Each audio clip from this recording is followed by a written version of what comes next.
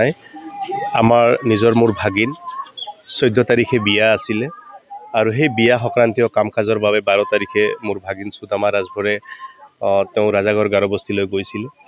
নিজৰ পেহীয়েকৰ ছোৱালীক লগত লৈ গৈছিলে বাইকত।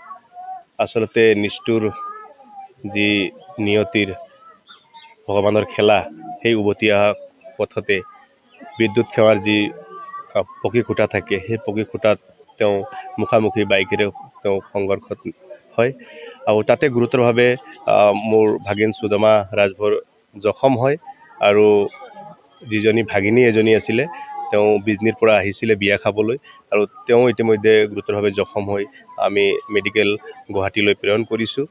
আৰু ঠিক তেনেদৰে 14 তাৰিখে আমাৰ ভাগিন পূজা ৰাজভৰৰ বিয়া আছিলে, যিজন গুৰুতৰভাৱে জখম হৈছিলে তাৰ বায়েকৰ, সুদামা ৰাজভৰৰ বায়েকৰ।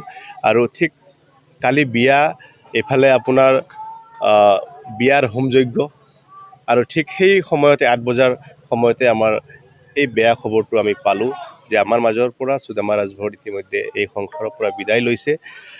আৰু আচলতে সেই সময়ত আমি কি কৰিম কি নকৰিম, কাৰণ এইফালে বৰযাত্ৰী আহি পাইছে, বিয়াৰ আমি সম্পূৰ্ণ যোজাৰ কৰিছোঁ আৰু সেইফালে আমাৰ এজন ভাগিন হস্পিটেলত তেওঁ ইতিমধ্যে শেষ নিশ্বাস ত্যাগ কৰিছে। তো ইতিমধ্যে আজি আমি মুহূৰ্তৰ পৰীক্ষা শেষ কৰি আৰু তেওঁ নচৰতে ইতিমধ্যে আহি পাইছেহি।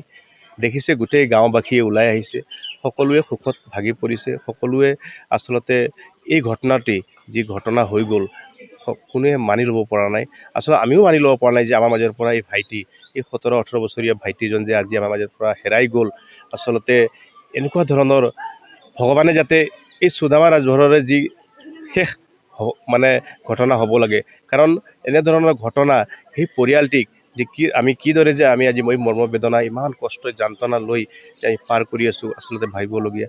গতিকে ভগৱানৰ ওচৰত প্ৰাৰ্থনা জনাইছোঁ, আপোনালোকৰ পৰাও আশীৰ্বাদ বিচাৰিছোঁ এই দুখৰ বেলাত আমি যাতে এই আগন্তুক যি কাৰ্যকাল বা যি পৰ্যায় যিটো কৰিবলগীয়া কামখিনি আমি যাতে কৰিব পাৰোঁ, তাৰ কাৰণে আমি সকলোকে আমি সেৱা ধৰিছোঁ, আশীৰ্বাদ বিচাৰিছোঁ আৰু ভগৱানক যাতে আমাৰ এই দুখৰ বেলা শক্তি দিয়ে, তাৰ কাৰণে আমি ভগৱানৰ ওচৰত প্ৰাৰ্থনা জনাইছোঁ।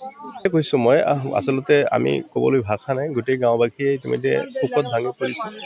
এফালে নিজৰ ভাগিনক বিদায় দিছোঁ, আনফালে নচৰতে ইতিমধ্যে চোতালত আছে। কাৰণ কি ক'ম, ক'বলৈ ভাষা নাই। এনেকুৱা ধৰণৰ আচলতে পৰিৱেশ যে আমাৰ ঘৰত হ'ব বা আমাৰ সমাজখনত হ'ব আমি কেতিয়াও ভবা নাছিলোঁ।